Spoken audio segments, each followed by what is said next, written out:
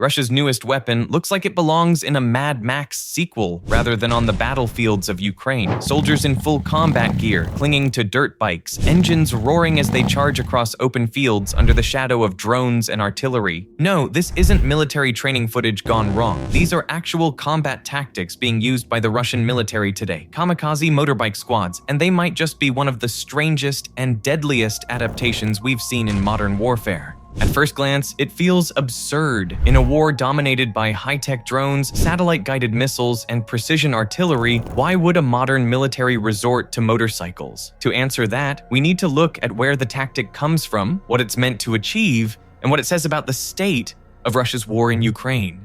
Believe it or not, the idea of soldiers on motorcycles isn't new. During World War II, German motorcycle battalions called Kraftschützen were some of the fastest-moving units on the battlefield, zipping along with sidecars mounted with machine guns. They were the Uber Eats of the Wehrmacht, except instead of delivering pad thai, they delivered chaos. The Soviets fielded their own motorcycle troops as well, and after the war, many armies experimented with them for scouting and rapid deployment. In more recent times, insurgent groups like the Taliban and ISIS favored dirt bikes as a way to move fast through rough terrain, attack, and then disappear before drones or airstrikes could find them. So the concept of military motorcycles has always been around. What's new and shocking is Russia using them as a kind of kamikaze assault force in one of the most high-tech wars of the 21st century. So how do these kamikaze motorbike attacks actually work? Picture a wide-open battlefield scarred by shell craters and trench lines. Instead of tanks or armored vehicles, squads of 2 or 3 soldiers mount motorcycles. They speed across open ground, engines screaming, hoping sheer speed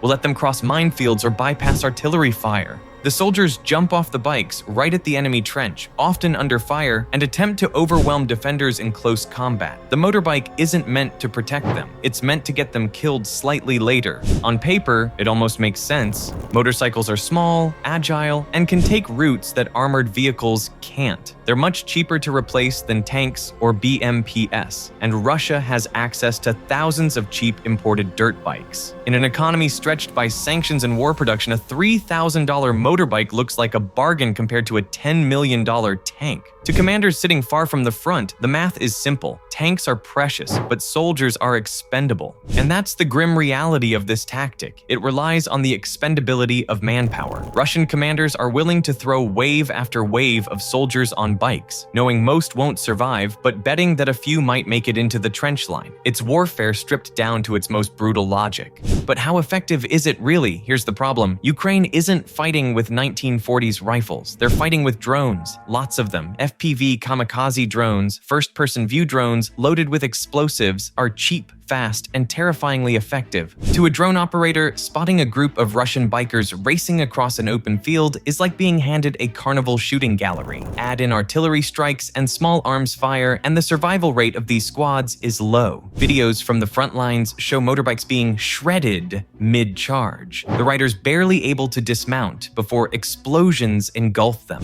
It's less lightning warfare and more don't blink. You'll miss the explosion. Still, Russia wouldn't keep using this tactic if it was completely useless. In some areas, bike squads have managed to exploit weak points in Ukrainian defenses, slipping through minefields or surprising trenches with sheer speed. They can cover ground much faster than soldiers on foot, which sometimes allows them to get close enough to cause real damage. Think of it like rolling dice. You lose most of the rolls, but once in a while, you hit double sixes and score a breakthrough. But those occasional breakthroughs come at a horrifying cost. The soldiers know the odds, and that's why the word kamikaze has stuck. Just like the Japanese pilots of World War II, they're being asked to trade their lives for a fleeting tactical gain. The bigger picture here is fascinating though, because it shows how modern warfare is evolving. For decades, militaries have poured billions into advanced tanks, armored vehicles, and aircraft. Yet in Ukraine, many of those high-tech machines are being destroyed by cheap drones costing a few $100s. Russia's turn to motorcycles is, in a sense, the other side of the same coin.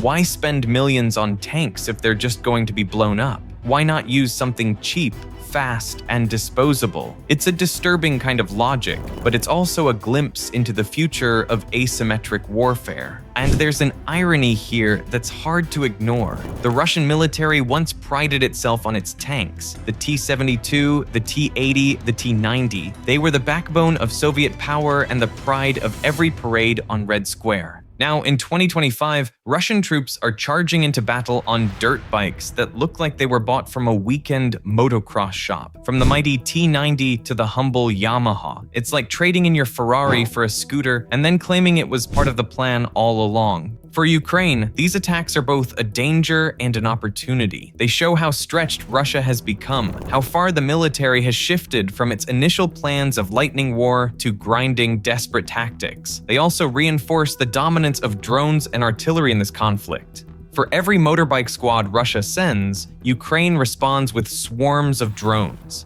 The battlefield looks less like traditional warfare and more like a brutal experiment in what happens when 21st century technology collides with 20th century desperation. So, what does it all mean for the war as a whole? On one hand, it shows that Russia still has the manpower to keep trying new tactics, no matter how costly or absurd they may look from the outside. For Moscow, throwing bodies at the problem is still a viable strategy, even if those bodies are delivered on two wheels instead of inside armored columns. On the other hand, it underscores a fundamental imbalance that defines this war. Heavy vehicles and advanced armor, once seen as symbols of dominance, are increasingly vulnerable. Tanks, APCS, even helicopters have become flying targets in a battlefield swarming with drones and precision-guided artillery. And so both sides are relying more and more on cheap disposable tools, whether that's drones buzzing overhead or motorbikes screaming across open fields.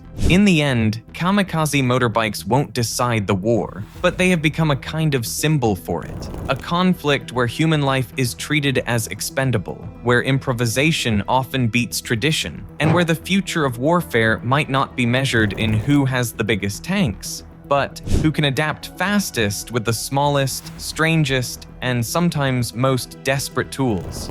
And maybe that's the most chilling part, because when soldiers are told that their best chance at survival is to straddle a motorcycle, slam the throttle, and hope they can outrun a drone or at least draw its fire away from someone else, it tells us everything we need to know about the desperation of commanders, about the brutality of modern battlefields, and about the sheer madness of a war where speed, sacrifice, and survival all come down to the twist of a handlebar. If motorcycles are the weapon of today, what desperate invention will tomorrow's battlefield demand? Will it be swarms of remote-controlled machines tearing across no man's land? Or soldiers sent into battle on even cheaper, more disposable contraptions? Every new tactic feels like a race to the bottom, a grim contest to see who can risk the least money while spending the most lives. And if this war has shown us anything, it's that the future of conflict may not be defined by who fields the most advanced technology, but by who's willing to push improvisation and desperation further than the other side.